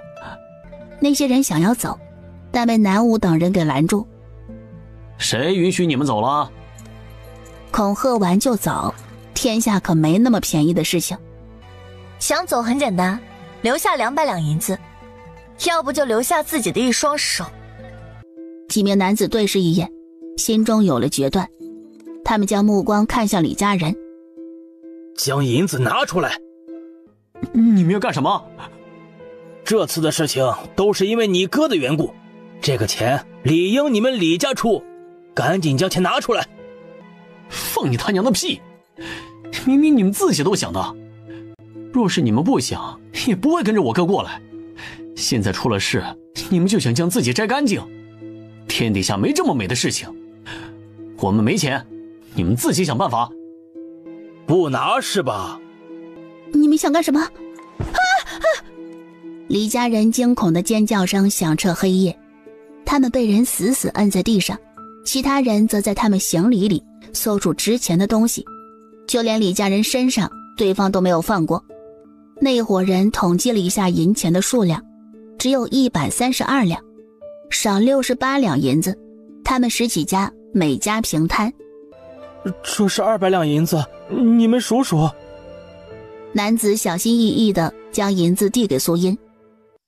苏音没接手，杨大山上前一步接过银子，仔细的清点，确定是200两后，对着苏音点点头。女侠，我们现在可以走了吗？苏音挥挥手，一群人如蒙大赦，灰溜溜的跑了。你们来的还真是凑巧，见者有份。不用了，我们也没做什么。是啊，我们也没做什么，这钱你自己收着。苏姑娘，这钱我们可不能拿。有一句话说得好，叫什么无功不受禄啊？对，就是无功不受禄。见他们态度肯定，不似客套，苏音也没再矫情，将银子收下。行吧，那我就自己收了。200两银子有不少，苏音没打算独吞，留下50两银子，以后南景之或者张家人有事情，可以用这笔银子给他们应急。剩下的150两银子就由他们这方8户人家平分。李大夫拿着18两银子，觉得有些不真切。苏姑娘，这银子我们是一个团体，既然是一体，那就都有份儿。李大夫拿出其中6两银子推到苏音面前。后面你们用钱的地方多，这个钱你先放着，到了下一个城镇你们用钱的地方还要多，等以后有了钱再给我也不迟。他现在不缺银子，没必要要回来。大舅舅、二舅舅、小舅舅还有几位表哥们，从明日开始你们同我一起打拳。之前苏音都是随便他们愿意学习打拳，他便耐心的教，他们不愿意，他也不强求。但现在苏音想让这些青壮年都练起来。几人点头，没有反驳。苏姑娘，我可不可以也参与啊？可以。翌日一早，苏宝珠看着一群男人站在苏音后方跟着侄女打拳，那一招一式特别霸气。这里有我就够了，你也去练一练，练得好啊，也能像茵茵那般厉害。好。苏姑娘那么厉害，应该是练了这个。有一半，另一半也得靠自身，是否够坚定，是否够狠。你要不要去问问苏姑娘？若是能一道练拳，以后遇到危险，咱们也能多一份自保能力。爹，这不好吧？问问不打紧，苏姑娘不是那种小气的人。张炳亮被老爹说得心里痒痒的，厚着脸皮找上苏音。苏姑娘，我想，你是不是也想学？是。可以，你家里人还有人要是想要学的话，都可以在后面跟着练，有不懂的都可以过来问我。苏姑娘，你是好人。他从来没碰到过这么好的人。他匆匆回去，张老汉一见儿子那表情，大概猜到了结果，但还是问了一句：如何？爹，苏姑娘同意了，她还说家里其他人要是想学，都可以跟着一道。苏姑娘这度量真不是一般人呐。阿亮，你可一定要将这一份情记在心里，以后苏姑娘但凡用得着咱们的地方，你绝不能推脱。爹，我知道。你赶紧叫你弟弟几个都过去学，还有那几个半大的小子也一道过去。老婆子，我记得你腌制过一坛酸菜，等会儿你给苏姑娘送过去。那酸菜人家恐怕不要。不管人家要不要，这都是咱们的一份心意。张老婆子没让儿媳妇过去，自己亲自去了一趟，将酸菜送到苏母手中。这几日多亏了苏姑娘的照顾，家里没什么好东西，希望你们别嫌弃。哎呀，张婶娘，您这太客气了，不用的。两人推来推去，几个回合后，最终苏母将东西收下。隔壁住在废弃脚店里的人看到不远处一群人正在打拳，很是好奇，不少男人在那里瞧着，时不时指点一下。他们这都是跟着前头那小姑娘打拳。怪不得昨日那姑娘那么厉害，这是有几分真本事在身上呀。看出来了，这些人都不是好惹的。哎，你们说话小声点，千万别招人嫌恶。有个半大的小子看着他们打拳，很是好奇，也跟着在那里比划。别瞎比划，你知不知道你这行为叫什么？这叫透视，要让人瞧见了，他们可是会来修理你的。虎子，别惹是生非，李正可是说了，这些人都不是好相与的。半大的小子恋恋不舍地收回手，看向苏音所在的方向，带着浓浓的羡慕。打了半个时辰的拳，每个人汗流浃背。这拳打下来还真是累呀。可不嘛，比我上山砍柴还累人。瞧着就那么简简单单的几个动作，怎么做起来比挑水劈柴还累呀？我们的身子僵硬，不如年轻人呐。舅舅，你先别坐着，站起来松松腿脚，这样肌肉才不会这么酸痛。众人立马有样学样，学着苏音放松身体，揉捏双腿和胳膊。苏姑娘，教你这个手法的肯定是个老师傅吧？是啊。这是个好法子，手法都很专业，一看就是这方面的高手。打完拳，各家招呼着自己孩子和男人回去吃早食。吃完早食，所有人收拾好东西上路。住在破落脚店里的那一批人，在苏音他们离开后，也跟着一道上路，只是与他们拉开一段距离。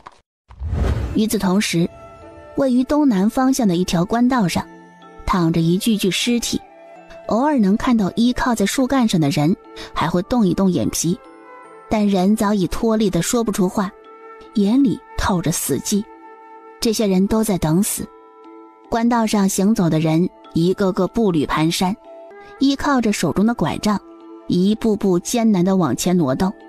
其中一户人家格外惹人眼，队伍之中有老人和孩子，如果苏音在这里，定然会认出来这家人是谁，正是从暴民手中逃出来的苏家人。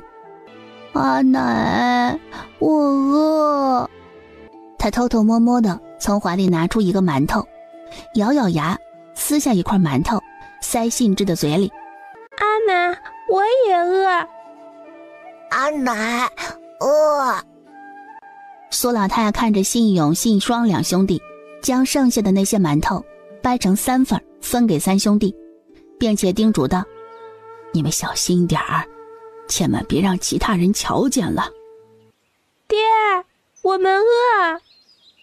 苏孝忠也饿，已经2天未进米食，但他不能倒下。再坚持坚持，只要我们找到了你姐他们，就有吃的了。可是姐姐比咱们早走好几天，咱们能追得上吗？能。苏孝忠自己也不知道，但还是得给2个儿子希望。爹，哥，大堂哥他们在吃东西。爹，我饿，能不能让阿奶也给我们一点吃的？苏孝忠受不住孩子哀求的目光，牵着2个孩子的手，朝着苏老太走去。娘，给孩子一点吃的吧，我可以饿肚子，但是孩子还小，身体受不住，你就行行好，给他们一口吃的吧。吃，哪里来的吃的？我也想给他们吃的，但你让我从哪里找吃的给他们？难道我有吃的还会不给他们吗？你是不是要为娘我割肉给他们吃啊？娘，我不是这个意思。眼看着苏老太又准备撒泼，想要糊弄过去，苏信阳及时出口：阿奶，我都瞧见了，你给大堂哥他们吃的，为什么你能给他们吃的，却不给我们？我也瞧见了，阿奶，你偏心。你们看错了，没吃的。不信的话，你问问信志他们哥仨。我们没吃东西，你们不要在这里胡闹，冤枉阿奶。阿奶做事最公平了。才不是，阿奶就是偏心，已经偷偷给你们塞了好几回吃的，我都瞧见了。没有，你是饿晕了，看错了。信栓的唇角还有馒头屑呢，那就是证据。这下人证物证俱在，直接让苏老太下不来台。苏老太也不装了，直接摊牌：我是给他们吃的，那又怎么样？东西是我的，我愿意给谁就给谁。你们要是有本事，自己弄吃的去。阿奶，你蛮不讲理，之前爹寻到东西都给了你。我是他娘，他孝敬我是应该的，现在还轮不到你来说三道四。你有什么不满直接说，用不着用2个孩子来说。娘，我不是那个意思。不是这个意思是什么意思？你是不是心里不满了，觉得我拿了你的东西？我一把屎一把尿的将你拉扯大，让你孝敬一点吃的，你就这么记着？没有我，哪来的你呀？你早就不知道死在哪里了。这边的动静引得不少难民侧目，不少人的目光在几个孩子身上流转。然而苏家人对此一无所知，苏母更是叭叭叭地骂个不停，直到苏老汉开口制止：行了，你少说2句。老三呀，你娘没怪你，你也别往心里去。你大哥这么久不回来，他心里正难受呢，说话难免不中听。给孩子吃吧。苏孝忠感动的眼中噙着泪，下意识的要将半个馒头推回去。苏信阳见势不妙，趁着2人没反应过来前，一把将半个馒头夺走，撕扯一半给弟弟。苏信光拿到吃的，立马塞入嘴里。苏老汉看着被2兄弟吃掉的馒头，嘴角抽搐着，讪讪地转过身去。爹，你弯下身来。苏孝忠不明所以，听话地弯下身。张嘴。苏孝忠张开嘴，一小块馒头塞到他的嘴里。爹，你已经好久没吃了，你也要吃的。苏孝忠又是感动又是愧疚，怜爱地揉了揉小家伙的小脑袋。是爹对不住你们。爹，我后悔了。这段日子的逃难，他们已经渐渐地看清楚了阿姨阿奶的真面目。他不由得想到了姐姐当时说过的话，越想越觉得姐姐说的对，当初是他们错了，是他们眼瞎。爹，我也后悔了，早知道阿奶是这样的，我就跟着娘和姐姐了。都是爹不好，是爹做错事了，以后爹一定会找吃的。你们也别去惹你阿奶他们，爹会好好的护着你们的。娘，能不能给我一口吃的？我这都2天没吃上一口了。吃，就知道吃，你怎么还有心思吃啊？你相公都没回来，你还能吃得下去？苏老太指着他的鼻子骂，大儿媳妇不敢反驳，更不敢吭声。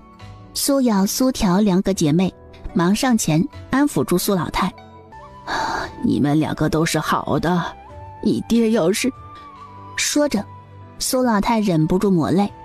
苏老太对着苏瑶、苏条姐妹两人完全是爱屋及乌，尤其现在苏孝勇生死不知，这两个孩子就是他唯一的血脉，自然又看重几分。他偷偷摸摸从包裹里拿出半块烙饼递给姐妹两人，让他们偷偷吃了，防止两个孩子给他们娘留吃的，直接让两个孩子当着他的面吃完。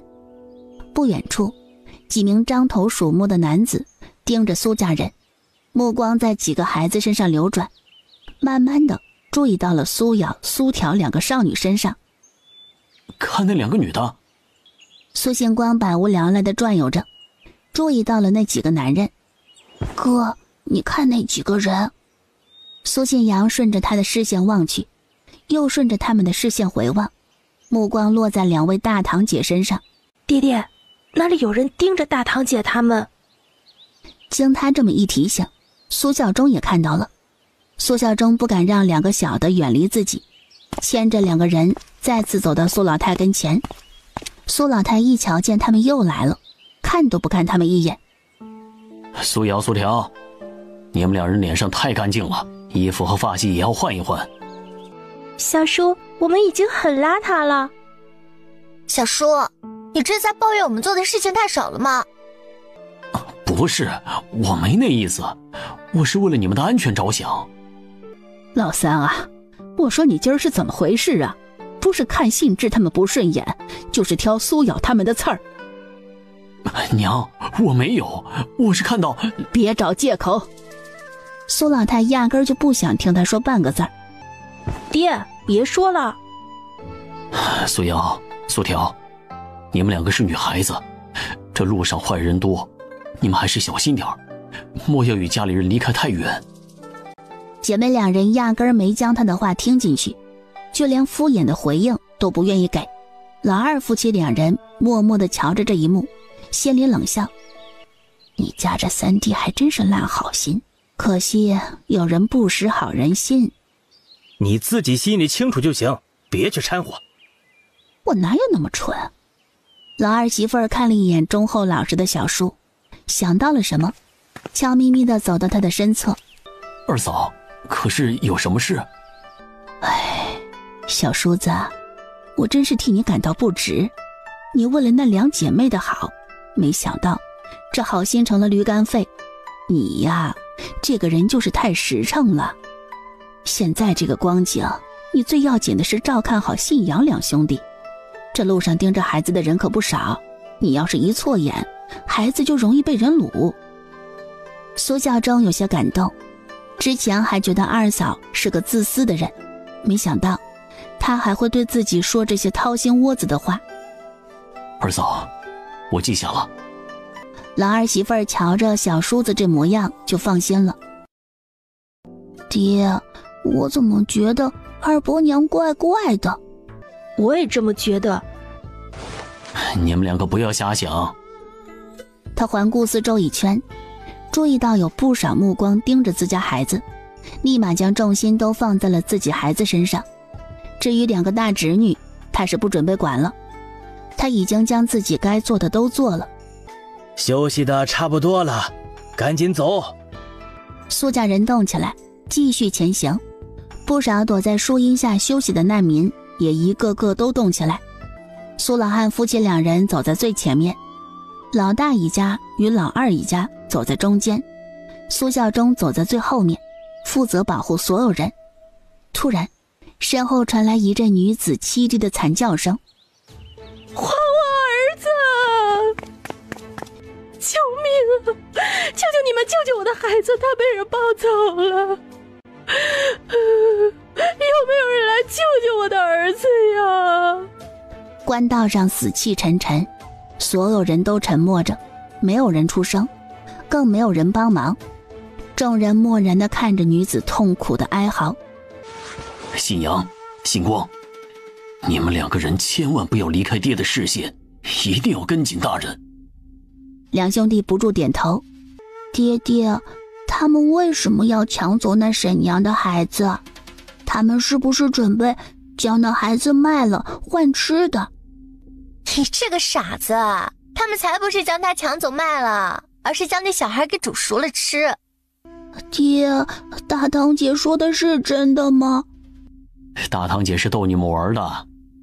唉，那个婶婶真可怜。他有什么可怜的？要怪就怪他自己不长心，都这种时候了也不看顾好孩子，让那些人得了手。要我说啊，是他娘害了他，可怜的是那个男孩。别听你们二堂姐瞎说。一路走，每个人已经累得说不出话，每个人面如菜色，唇瓣干裂起皮，嘴里的干渴烧得喉咙发痛。苏孝忠想要吞一口唾沫润一润喉咙，但半天都分泌不出一口唾液。两个小的也好不到哪里去。哥，我口渴。爹，我去求求阿姨阿奶。爹陪你们一道去求。你们过来干什么？娘，能不能给信阳与信光两个人喝一口水啊？前头不是给他们喝过了吗？大家伙一下午都只喝了一口水，你现在要求多喝，其他人就要少喝。信志他们也都喝了一口，到现在也没喊，怎么就你们家这两个孩子这么多事儿？那葫芦里压根没水了。信光，你什么时候变得与那没良心的姐姐一样，喜欢睁眼说瞎话？你自己贪嘴，把你爹和你哥的水都喝完了，还赖上阿奶。我没有，那葫芦里本来就没有水，我没有说谎，我真的没有，我喝的时候里面没水了。你就可怜可怜这两个孩子，给他们一口水喝吧。要不这样吧，明日我不喝水，这一份提前给他们哥俩，行不行？阿奶，爹爹要是没了力气，一路上这么危险，阿爷和二伯恐怕是护不了你们的。我和小弟要是有什么意外，阿爹肯定不会独活。爹，你说是不是？爹会护着你们，你们要是有什么意外，爹也不会独活。苏老太很生气，这爷俩是在威胁他。爹娘，你们就给两个小的喝一口水吧。你说的倒轻巧，统共就那么一点水，后面还要不要喝了？说不是我节省，这点水早就被你们这些败家子霍霍完了，你们哪能走到现在，早就与路边上那些人一样。哎呀，娘，我们都记着你的好，这个家没有你呀，早就散了，你别生气呀，他们这不是心疼孩子吗？哎呦，弟妹这话说的，感情就你们心疼孩子，娘就不心疼孙子啊？我不是这个意思，大嫂你别乱说。一直跟随在他们身后的一伙人注意到了苏家人的动静，见那两个妞就站在外围，所有人的注意力都在那个老的身上。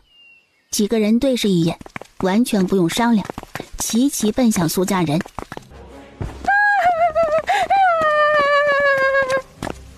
姐妹两人剧烈地挣扎着，而苏老太还在那里骂，一家子人压根儿就没注意到后方的东西。两姐妹眼看着自己离家里人越来越远，眼中惊恐的眼泪簌簌落下。苏信志侧头时看到了被掳走的大堂姐两人，惊呼出声：阿姨阿奶，不好了，大堂姐他们被人带走了。阿瑶阿条，苏老爷、苏孝义、苏孝忠、老大媳妇儿四个人立马冲向那几个人。你还愣着做什么？赶紧过去帮忙啊！我要看着自己的孩子。我在这里看着就行，你赶紧去。见老婆子要发火了，老二媳妇儿不情不愿地朝着那边追赶。苏老太所有的心神都在苏咬、苏挑那边，压根儿没发现又有一伙人靠近他们。救命！救命！爹娘，救命！爹，救命！你去哪里呀？我要去救我儿子。那苏瑶、苏条怎么办？爹，那是我孩子。小叔，你可不能不管他们啊！爹，救命！救救我们！小叔，你不能这么对我们啊！你不能走！老大媳妇儿绝望地看着他离去的背影。他们这么一耽搁时间，掳走苏咬、苏挑的人走得更远，两人没有办法继续往前追，可他们哪里追得过他们？苏老汉毕竟不年轻了，跑了没多久，渐渐跑不动。爹，快点儿！同时，苏孝忠往回跑，就见着2名张头鼠目的汉子朝着苏信阳兄弟2人扑过去。你们在干什么？那2名张头鼠目的汉子见到苏孝忠回来，而那2个孩子滑不溜秋，一时之间抓不住，也不敢再继续，拔腿就跑。